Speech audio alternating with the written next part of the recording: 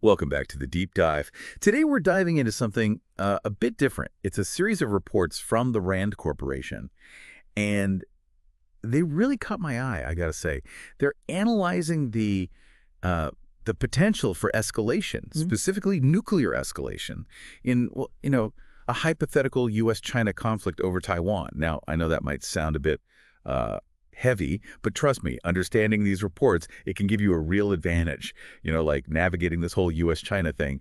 It's getting pretty complex. Yeah, absolutely. And it's fascinating. These reports, they were actually commissioned by the U.S. Air Force specifically for their Global Strike Command. Oh, wow. So the folks who are actually responsible for the bombers and the long-range missiles, huh? Exactly, the ones who would actually be, carrying out these strikes. So it tells you right away, I think, that they're seriously thinking about this balance. Like, how do we achieve our objectives without things getting out of control? Right, right. Yeah. And we're not talking about some abstract war game here. These reports, and there are four of them, they're all interconnected, but they dive into very specific scenarios, Yeah. you know, like what could actually happen. And they offer some pretty specific recommendations, too. Yeah, definitely. Like the first report, that one focuses on how the U.S. can use its long-range strike capabilities effectively. But the key, of course, is doing it without triggering a nuclear response from China, which, let's face it, is a pretty delicate balancing act. For sure. And the second report, this is what I found really interesting.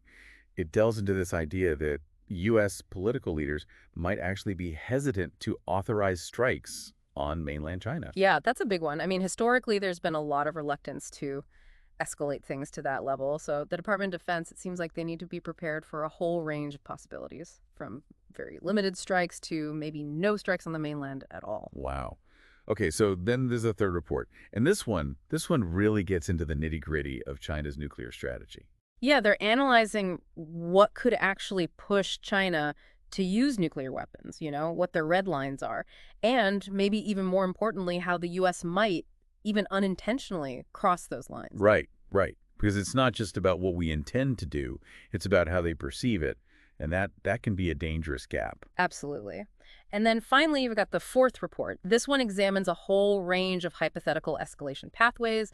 They draw on historical case studies, strategic theory, all sorts of things. It's a sobering look at how miscalculations and misinterpretations on either side could lead us down a very dangerous path.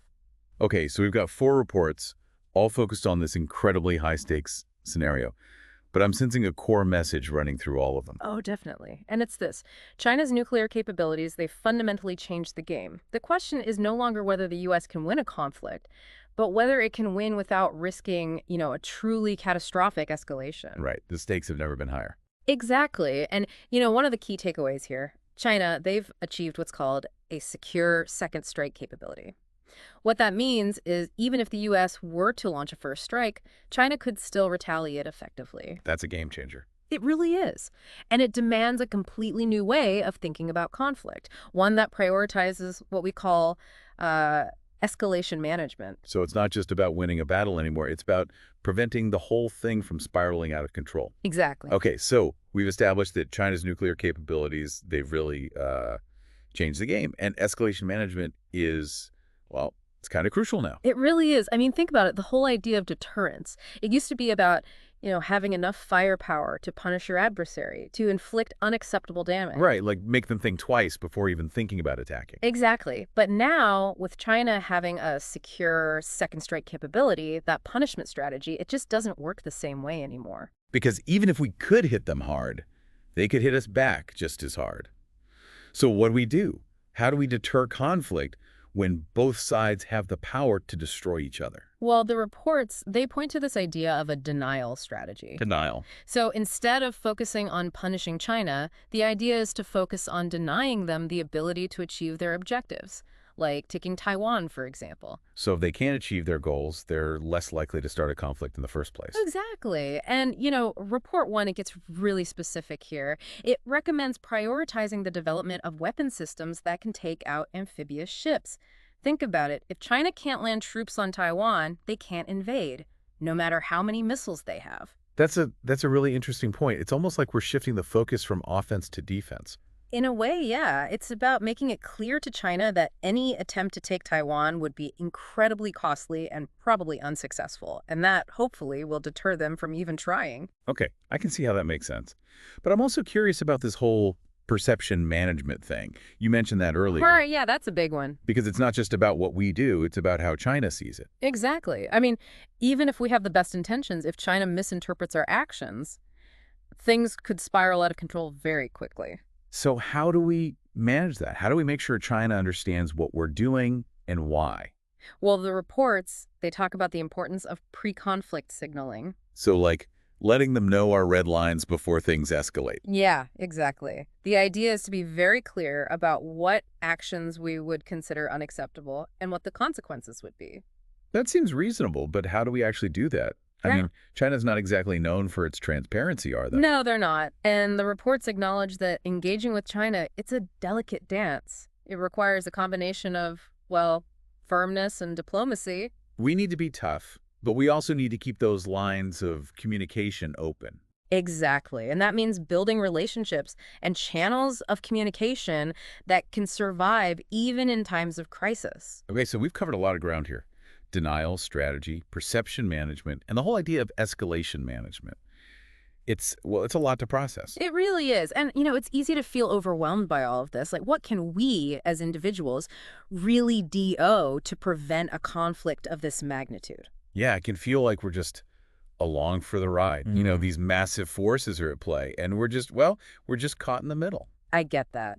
But the reports, they actually touch on this. They talk about the importance of something called societal resilience. Societal resilience. Okay, now that's a new one. What exactly does that mean? Well, think of it this way.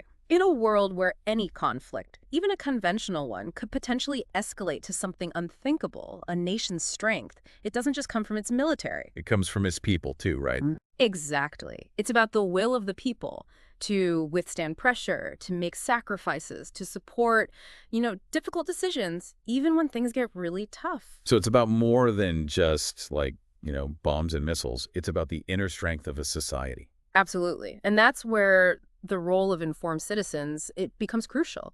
A society that understands the stakes, the potential consequences of conflict, the importance of strategic thinking, that society is far less likely to fall prey to, well, to things like misinformation, propaganda, internal divisions that can really weaken a nation's resolve. So in a way, knowledge is a form of defense in itself. You could say that, yeah. Yeah. Because a populace that can, critically assess information, separate fact from fiction, engage in reasoned debate, that kind of populace, it's much harder to manipulate. Right, whether it's from external adversaries or even from people within our own society who might be trying to, I don't know, exploit fear and uncertainty for their own gain. Exactly. So it starts with staying informed. I mean, really informed. Not just, like, reading headlines, right? Mhm. No, it's about going deeper, seeking out diverse perspectives, engaging with sources that prioritize depth and nuance over, sensationalism. Sounds like a plug for the deep dive. Maybe a little, but seriously, it's about cultivating a healthy skepticism, a willingness to question assumptions, to challenge narratives that feel too simplistic. Because, let's face it, the world is rarely black and white. And these reports, they definitely highlight that complexity. For sure. And once we have that foundation, that knowledge and critical thinking, then we can start to engage more effectively in public discourse, having those thoughtful conversations with our friends, family, colleagues, sharing insights, challenging misinformation when we see it. It's about elevating the conversation, right? Yeah. Helping people understand the complexities, the stakes, and encouraging them to really think about the challenges we're facing. Exactly. And that engagement, it can extend to the political sphere too. Contacting our elected officials, expressing our concerns, advocating for policies that prioritize things like diplomacy, strategic communication, a real commitment to avoiding, unnecessary escalation. So it's not just about voting. It's about being an active participant in the democratic process. Absolutely. And, even small actions can make a difference, like supporting organizations that are working to promote dialogue and understanding between, the U.S. and China. It's about recognizing that, well, we're all part of this interconnected world, Hmm. and the choices we make, individually and collectively, they have real consequences. Well said. And I think that's, maybe the most important takeaway from all of this. These reports, they're not just some dry analysis of military strategy. They're a call to action, a reminder that we all have a role to play in shaping a future where conflict, especially nuclear conflict, is not inevitable. It's a powerful message. And I think it's one that resonates deeply, especially given the incredibly high stakes we've been discussing. Absolutely. It's a reminder that we have agency, that our voices matter. Well, on that note, I think it's time to wrap up this deep dive into the world of U.S.-China relations. It's been a fascinating and at times a bit unsettling journey. It has. But it's been a necessary one, I think. I agree. And to our listeners, thank you for joining us on the deep dive. Remember, knowledge is power.